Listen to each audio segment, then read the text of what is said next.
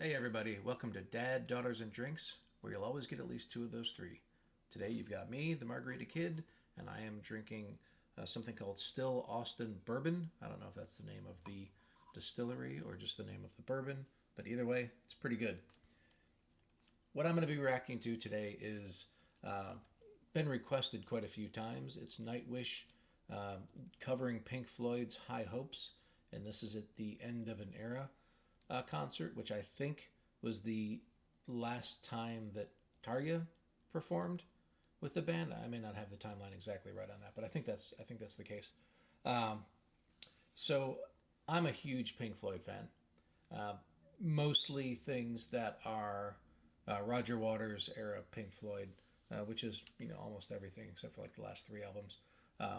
But High Hopes is one of the songs from Division Bell that I do really like from the newer stuff.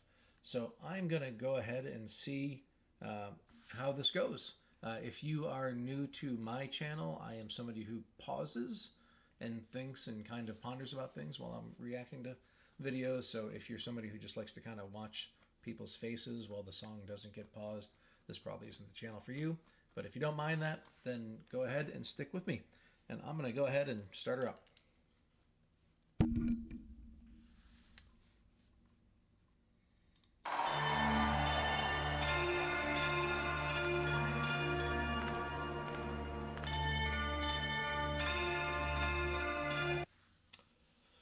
So on the studio version, and I'm going to try not to compare it too much to the studio version, but one of the things that I always found very interesting was the kind of church bells that start off quietly in the background, which I think are directly taken from the beginning of their Fat Old Son song from the album Adam Hart Mother, 1970. It's got the cow Lulu Bell III on the cover.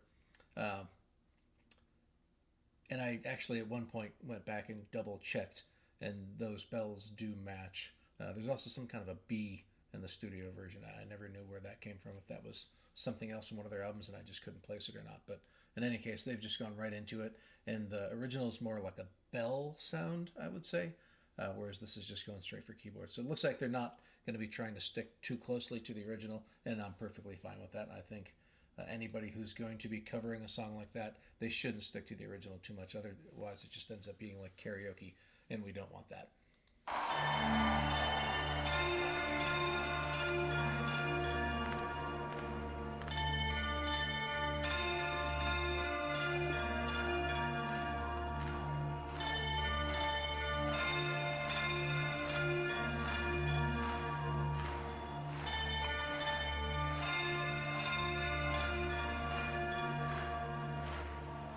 Beyond the horizon, oh, the place we lived when we were young, in a world of magnets and merry-go-rounds. Our thoughts stray constantly, without boundary. The ringing of the deep bell had begun. Along the long road, long down to the causeway.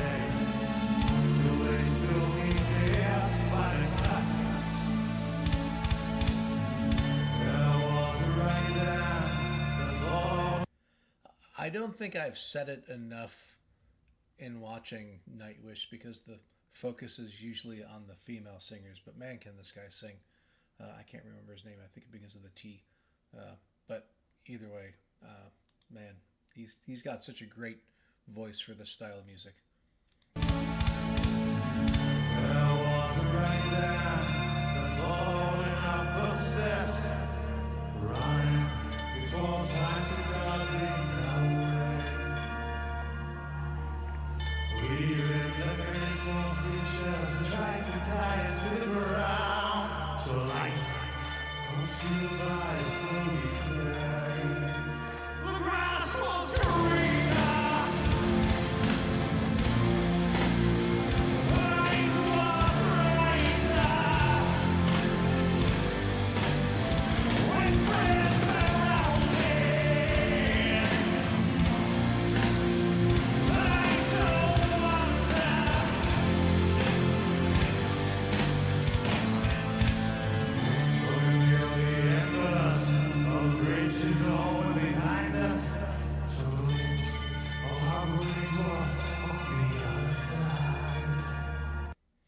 probably just a coincidence, but the that kind of big round screen. I don't know if that's a screen above them. It looks like a screen.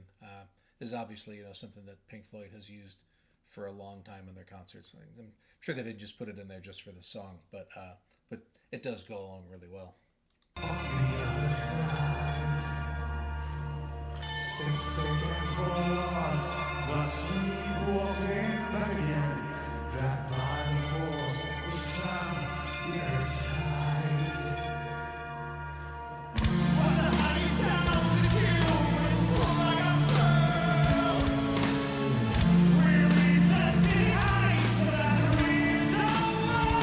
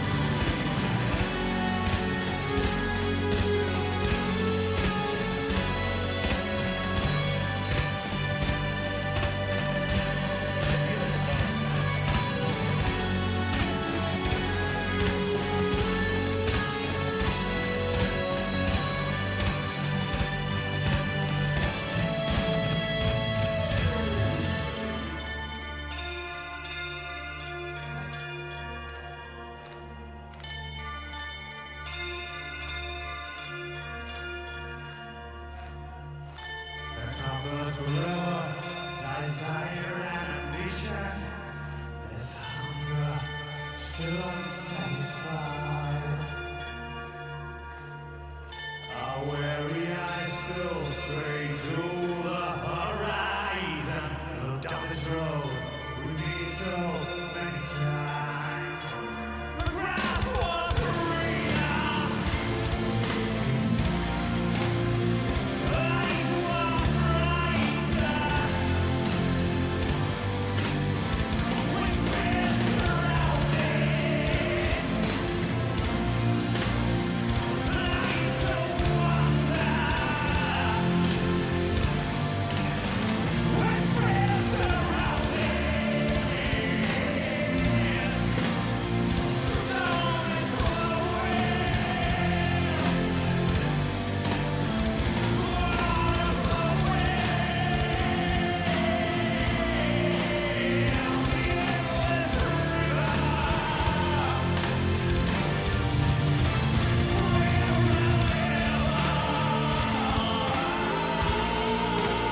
endless river, See, it's interesting. Even if you're not super familiar with the guitar solo that might happen here in the original, you can tell he's not playing David Gilmour stuff because he just played some notes faster than David Gilmour ever played. I mean, Gilmour's my favorite player of all time, but I don't think I ever heard him play anything fast. And there were just some pretty, quick notes here, arpeggiated kind of raking things that you just wouldn't hear Gilmour play. So again, not sticking to the original, which I like.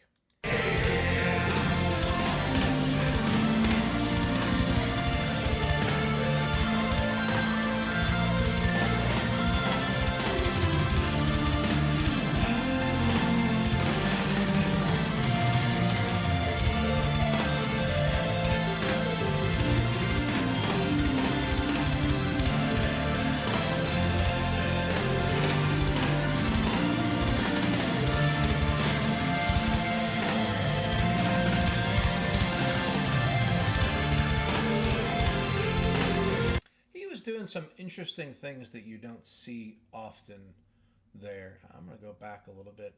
When he was tapping, he was doing not just tapping with his right hand, but he was doing like sliding between the notes on his right hand. And you don't usually see that too often.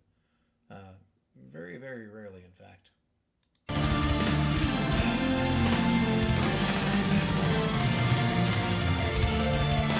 Like right there. Like, I can't really go back well does some right hand slides. I think it's with his middle finger. He taps and then slides down to get the next note before he pulls off.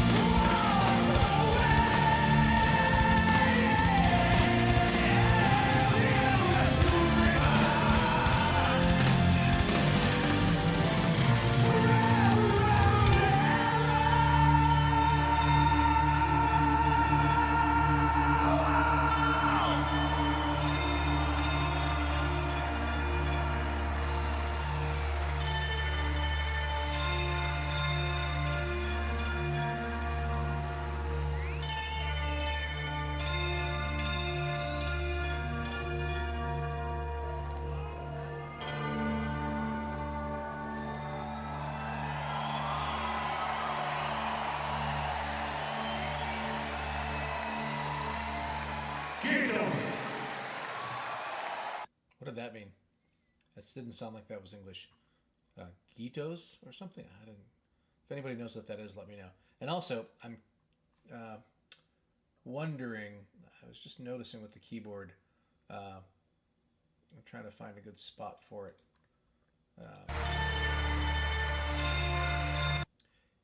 It's at a very strange angle, where he's like kind of coming over the top, and it's not quite vertical, but it's at a pretty steep angle. I'm wondering if anybody knows why that is. Like, is there a keyboardy reason that people would do something like that, or is that just for kind of some cool effect, so that like it's easier for cameras to get in there and see what he's playing, or for the audience to see what he's playing?